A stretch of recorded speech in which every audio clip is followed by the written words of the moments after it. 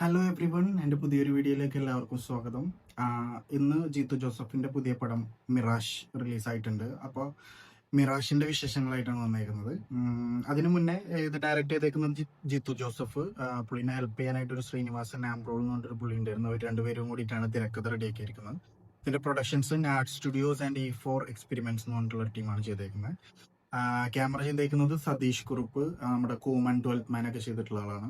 അതുപോലെ അതിന്റെ എഡിറ്റിംഗ് വിനായക്, നമ്മുടെ ദൃശ്യം 2 ഒക്കെ എഡിറ്ററാണ്. മ്യൂസിക് വിഷ്ണു ശ്യാമും, പുള്ളിയും കൂമനും അതുപോലെ നേരൊക്കെ ചെയ്തിട്ടുള്ള ആളാണ്.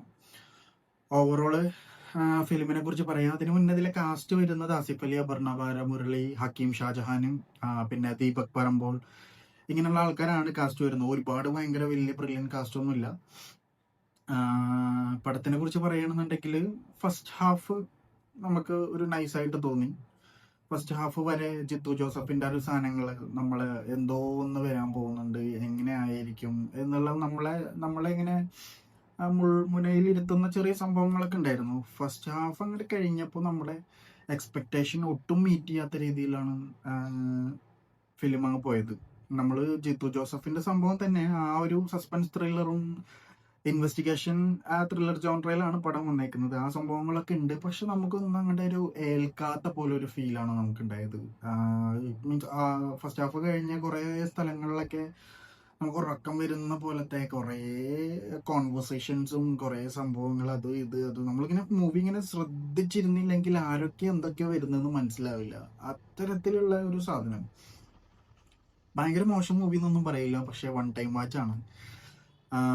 ജിത്തു ജോസഫിന്റെ കുറെ സസ്പെൻസ് ത്രില്ലർ സാധനങ്ങൾ കാണാൻ പറ്റും. എൻഡിൽ വരുന്ന സമയത്ത് നമ്മളൊന്നും പ്രതീക്ഷിക്കും ആൾക്കാർ. ജിത്തു ജോസഫിനെ അറിയുന്ന ആൾക്കാരാണെന്നുണ്ടെങ്കിൽ ഇങ്ങനെയൊക്കെ ആയിരിക്കും എന്നുള്ളത് എക്സ്പെക്ട് ചെയ്യാനൊക്കെ പറ്റും. പക്ഷെ എന്നാലും സംഭവം ഉണ്ട്, കാണാം, തിയേറ്ററിലിരുന്ന് പടം കാണാം. ഇതിന്റെ BGM ചെയ്തേക്കുന്നത് ഭയങ്കര ശോകമാണ്. നമുക്ക് എടുത്തു പറയത്തക്ക BGM, ഭയങ്കര സംഭവമായിട്ടുള്ള BGM ഒന്നും തോന്നിയില്ല. ചില വില്ലനൊക്കെ വരുന്ന സ്ഥലങ്ങളിലൊക്കെ ഭയങ്കര അലർച്ച പോലത്തെ മ്യൂസിക്, നമ്മുടെ ഒപ്പേറ മ്യൂസിക്കിന്റെ ആ വയലിൻ സാധനങ്ങളൊക്കെ ഒരു എക്സ്റ്റെൻഡഡ് ഇതില്, അതിന്റെ ഇടയിലുള്ള എഫക്ട്സ് ഒന്നും നമുക്ക് കേൾക്കാത്ത രീതിയിൽ, മീൻസ് സ്റ്റണ്ടിന്റെ സൗണ്ടുകളൊന്നും കേൾക്കാത്ത രീതിയിൽ BGM ഭയങ്കര ഓവർലാപ്പ് ചെയ്ത് നിന്നിരുന്ന പോലെ എനിക്ക് ഫീൽ ചെയ്തു.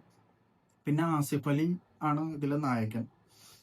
ആസിഫ് അലി ഒരുപാട് സ്ക്രീനിൽ നിറഞ്ഞ് അഭിനയിച്ചിട്ടുണ്ടെന്ന് എനിക്ക് തോന്നിയില്ല. ആസിഫ് അലിയുടെ ഒരു സംഭവം ഉണ്ട് അവസാനം, പക്ഷെ പുള്ളി സ്റ്റാർട്ട് തൊട്ടിട്ടേ നമുക്ക് ഇങ്ങനെ ഒരു സൈഡ് റോള് പോലെ ഇങ്ങനെ നിർത്തി കൊണ്ടുവന്ന പോലത്തെ ഒരു ഫീലിംഗ് ഉണ്ടായി. പുള്ളിക്ക് കുറെ ആക്ടിങ് ബ്രില്യൻസ് കാണിക്കാനുള്ള സാധനങ്ങളൊന്നും ഉണ്ടായില്ല. അപർണ ബാലമുരളിയാണ് മൂവി ത്രൂ ഔട്ട് എല്ലാ ഷോട്ടിലും സ്ക്രീനിലും ഉണ്ടായിരുന്നെന്ന് എനിക്ക് തോന്നുന്നു. ഭയങ്കര മസ്റ്റ് വാച്ച് ഫിലിം എന്നൊന്നും ഞാൻ പറയില്ല. ഇന്ന് റിലീസായിട്ടുണ്ട്, തിയേറ്ററിൽ കളിക്കുന്നുണ്ട്. നിങ്ങൾക്ക് വൺ ടൈം ആയിട്ട് വാച്ച് ചെയ്യാം ഒരു മൂവി. ജിത്തു ജോസഫ് പടം കാണാൻ ആഗ്രഹമുള്ള ആൾക്കാർ പോയിട്ട് കാണാം. കണ്ടിട്ട് നിങ്ങൾക്ക് തോന്നിയ കാര്യങ്ങൾ നിങ്ങൾ കമന്റ് ആയിട്ട് രേഖപ്പെടുത്തുക. അപ്പോൾ അടുത്തൊരു മൂവിന്റെ റിവ്യൂവിൽ വരുന്നവരേക്കും ബൈ.